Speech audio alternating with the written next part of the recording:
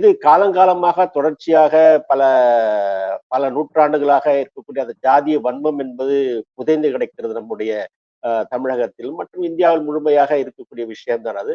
அதுல அந்த ஜாதி வன்மத்தை ஒடுக்குவதற்காக குறிப்பாக பெண்களுக்கான அந்த பெண்கள் அல்லது ஜாதி திருமணத்திற்கான ஒரு முன்முயற்சியாக நான் எதிர்பார்க்கிறேன். இதன் மூலமாக பல்வேறு விஷயங்கள், நல்ல விஷயங்கள் நடப்பதற்கான வாய்ப்புகள் என்பது இருப்பதாக தான் நான் பார்க்கிறேன்.